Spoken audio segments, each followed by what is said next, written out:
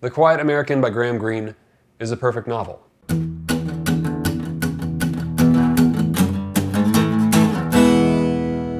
than food, man.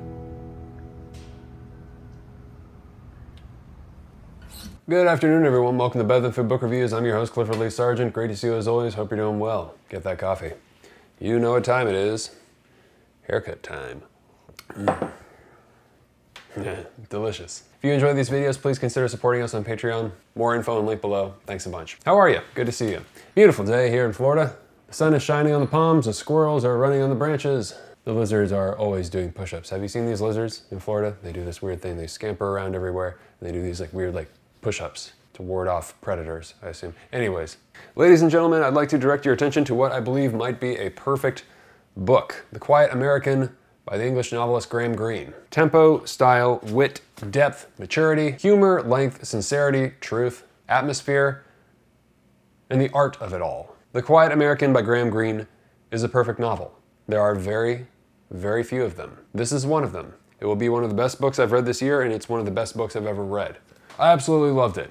Review over. Enjoy your day. It's an expat novel, a murder mystery, and an anti-war novel, as well as an existential portrait and a kind of bittersweet romance concerning an aging man infatuated with a much younger woman. It was published in 1955. I think that was the year the Vietnam War officially started, and that war lasted for nearly 20 goddamn years. I didn't know that. We have a real habit as Americans of these multi-decade useless wars, don't we? Anybody else catch that? Yeah, I thought you did. You're smart. It's definitely like a travel novel, you know, it's an exceptional expat story. It makes you want to travel. But in order to travel properly, one must be well equipped. And that is why I'd like to tell you about today's awesome sponsor, Bespoke Post. Bespoke Post is a monthly membership club delivering awesome boxes of top shelf goods from under-the-radar brands. It's free to join, you can skip a month or cancel anytime. Every month they introduce their members to cool new products. Outdoor gear, barware, home and kitchen goods, clothing, and more. Even live oysters, based on a preference quiz they fill out. Every box has around $70 worth of goods inside, but costs you only a fraction of the value. You can preview your box before it's shipped. You'll get a box assigned to you, and before it's shipped, you'll get a preview of what comes inside to decide if you'd like to keep it, swap it out for a different box, or skip the month entirely for no charge. You only pay for what you want, but I think you're going to want this stuff, and their box lineup is constantly changing every month. Stumped on what to get someone for a gift? Look no further. The Weekender box contains this awesome bag from Line of Trade, which I will be using at every opportunity and stuffing to the brim with books. Yeah, and it is about the perfect size for a weekend getaway somewhere. Nice pocket there. And something to bring in that bag is my other box, the Alchemy box, which is some nice barware for those who appreciate a good cocktail. Inside you shall find a Boston shaker, essential, a Japanese-style jigger, very nice indeed, a Hawthorne strainer, a nice 2-inch ice cube tray, and some of Honest John's slow-crafted bitters. We got black walnut here, as well as coffee and cherry. I think there is a very nice old-fashioned in my future. A bar spoon with a muddler for stirring and muddling, as it were. And all of that shall be going into my Weekender bag along with books. Who needs clothes? One could always use a good stiff drink wherever one is headed, especially if the climate is like Vietnam or Florida, where I'm at. Of course, they certainly don't have to include alcohol. The mine certainly will. Please drink responsibly, everyone. So get 20% off your first box today by going to bespokepost.com/better20, or just click on the link below in the description box and enter the code BETTER20 at checkout. Supporting sponsors is a great way to support this show. Much appreciated. Thank you so much. The corpse of a young man, the Quiet American that the story's title refers to, is found floating in a river in Vietnam, in Saigon. What happened? How did he get here? This is the beginning of Greene's short masterpiece. It's a Vietnam War story, but it's an early Vietnam War story. It's not the 60s and 70s, it's actually the 50s. It's a story of an apolitical expat reporter in Saigon named Thomas Fowler, an Englishman in his 50s who is in love with an 18 or 20-year-old Vietnamese woman, I can't remember, named Phuong. Thomas is married, however, not, as he puts it, to her. His wife, who is separated from but is still married to, refuses to grant him a divorce because of her religion, which is, Catholic. This keeps Fowler from leaving and taking Phuong with him. So Fowler's doing his thing, drinking a bunch and smoking opium pipes prepared for him expertly by Phuong, and enter the Quiet American, Alden Pyle, naive, patriotic, optimistic, essentially deluded, drunk on American idealism, who wishes to be called Alden by Thomas, who refuses, because Pyle has certain associations, as he puts it, which he deems appropriate. And rightly so, because Pyle is moving in on his woman, because, he can marry her. He's a young guy, he's a young American, he's a terrible dancer, but he has the ability to take her away. And I mean, he's Harvard educated, his father's famous, he's got money. Fowler knows he doesn't really stand a chance. He just happens to be kind of a moron. Okay, not a moron, just, I don't know, kind of a dolt, kind of a square, but a dangerous square. You know what I mean? And far more dangerous than either he or Thomas realizes. A square who is working for the CIA, it turns out, and really believes his own bullshit. I found out something interesting, very interesting indeed. The 2001 American adaptation stars the inimitable but addictively imitatable Michael Caine in the role of Thomas. Perfect casting, by the way, though I haven't seen the full film. And Brendan Fraser as Pyle, who needs no introduction as the caveman from the early 90s Pauly Shore masterpiece Encino Man, which, as many of you already know, is getting a new release this year in the Criterion Collection. Well, the first test screening of this film was in September 2001 on the 10th. Did pretty well. After the next day, not so much. Continued to go down and down and down and down. So the release was put on hold. I think people thought it had anti-American sentiment, just like when the book came out. And then guess what? We entered into another 20-year useless war. Now ain't that something? Now what's very interesting about the book is that it sets you up believing that Thomas, the apolitical journalist, doesn't like to get involved, is callous, jaded, and indifferent. My kind of guy. Pyle's high on American idealism, whereas Fowler is high on opium. He smokes opium frequently, he drinks like a fish, he's extremely witty, but he fucks off, you know? He's had it with politics. He's seen where it all goes. Whereas Pyle is this kind of passionate but naive do-gooder, a real proponent of American democracy, an all-American hero. And I mean, at one point in the book, he saves Thomas's life. He appears to be somebody who's not at all indifferent to human suffering. And how wrong we are shown to be. So as the author of Dog Soldiers, Robert Stone, discusses in the introduction, at this point in time, the French are in the process of losing colonial power in Vietnam. They're up against the communists. It's not going well. Pyle, under the influence of this American author York Harding, who has a lot of fancy ideas with no real experience on the ground to back it up, insists on this third force to be employed in Vietnam. Neither French nor communist. American. Pyle's swallowed this rhetoric hook, line, and sinker. It turns out Pyle is in the CIA. He's importing plastic and molds for bombs. He has a part in the orchestration of this horrific bombing that Thomas witnesses. In the book's most disturbing scene, you know, he's responsible for the deaths of civilians. And in perhaps one of the most memorable scenes of the book, same scene, is more concerned about the blood on his shoes, saying that he must get them cleaned before he visits the minister. For him, these are simply the casualties of fighting for democracy. And they most certainly didn't die in vain, in his line of thinking. It wasn't a bad idea. Mistakes were made, that's all. So who killed Pyle? I'll leave it for you to find out. So why did I love The Quiet American? The economical style that emphasizes Greene's wit, juxtaposed with the poignant reflections of our main character Fowler, which I can only assume reflect the views of the author himself. You'd have this mystery story, this kind of a thriller almost, in this beautiful country, you know, in this foreign culture, with these foreign for Westerners, with these beautiful descriptions. And in the middle of all of it, you have these reflections from this journalist on life and death based on what he's seen. And it's perfectly done. And it's so clever. He is so biting and scathing and witty. Turns out, however, that while Fowler is an atheist, Greene was a Catholic, surprisingly. Yeah, I think I read that he describes himself as a Catholic agnostic. How much of one seems difficult to say. The book suffered some blowback upon release, I think, as it was deemed by some anti-American. Well, I suppose this was a novel idea at the time, but the whole idea of America being this meddling presence in its insistence of spreading democracy in so-called third world nations is not something that's gone away. If anything, it's just become worse and is certainly worthy of criticism. Does that mean that it's always the case when America intervenes or gets involved? Of course not. But it's often enough that one is right to be suspicious if America is interested in invading another country. I think the reasons ought to be under great scrutiny.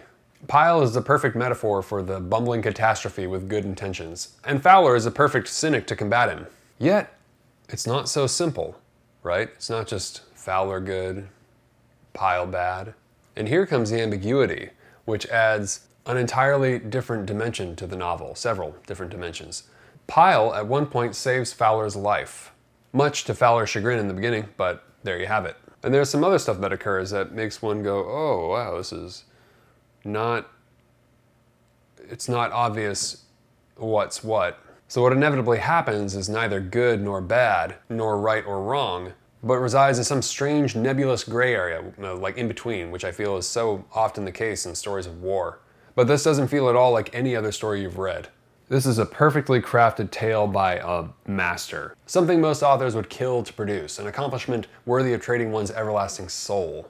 And it's really difficult for me to say anything insightful or unique on the book, as I'm sure all the smart people in the world have said something about this book already. I mean, it's so good. I think what I mean by ambiguity is what this article on NPR by Pico Iyer put much better. The two male characters are different versions of a single person in dialogue with him or herself, right? Both of them are just the people we might be at different stages of our lives. So Pyle is the idealistic young man stage, Fowler is a cynical, apolitical journalist phase. They're neither wholly pure nor totally corrupted, if those terms even mean anything, which they really don't to me. They're like us, which is a complex, idiosyncratic mixture at any given time in their life. That's what I love about the novel. It shows authentic human behavior. And what's interesting is that all three of the characters represent the perspectives of England, America, and Vietnam, or maybe Asia. So Graham Greene was an English writer and journalist who himself at one point worked for MI6, the British intelligence service. And his friend and supervisor was none other than the notorious double agent Kim Philby, who was working for both the British and the Russians. On Wikipedia, I found this magnificent description detailing some facets of Graham Greene from a piece in The Nation, the magazine The Nation.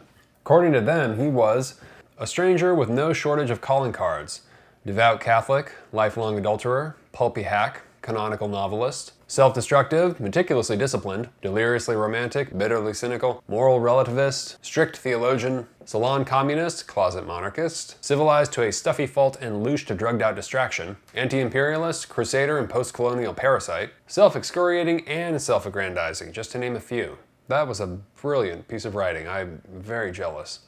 He was a magnificent author. That's not an exaggeration at all, and this is the only book of his I've read. His book, The Third Man, was also adapted into the excellent film, of course, and he wrote the screenplay along with the fellow who also directed and starred in the film, which would be the legendary Orson Welles. For me, the most powerful parts of the book were actually not the bits about war. It was about aging. It was about approaching death. And this, you know, what is probably going to be the last relationship of Fowler's life. Because if he loses Phuong, he writes to his still/ex-wife, whom he's asking for a proper divorce, it would be, for him, the beginning of death. I wished I had never heard the rumor about Phat Siem, or that the rumor had dealt with any other town than the one place in the north where my friendship with a naval officer would allow me to slip in, uncensored, uncontrolled. A newspaper scoop? Not in those days when all the world wanted to read about was Korea. A chance of death? Why should I want to die when Phuong slept beside me every night? But I knew the answer to that question. From childhood, I had never believed in permanence, and yet I had longed for it. Always I was afraid of losing happiness. This month, next year, Phuong would leave me. If not next year, in 3 years. Death was the only absolute value in my world. Lose life and one would lose nothing again forever. I envied those who could believe in a God, and I distrusted them. I felt that they were keeping their courage up with a fable of the changeless and the permanent. Death was far more certain than God, and with death, there would be no longer the daily possibility of love dying. The nightmare of a future of boredom and indifference would lift.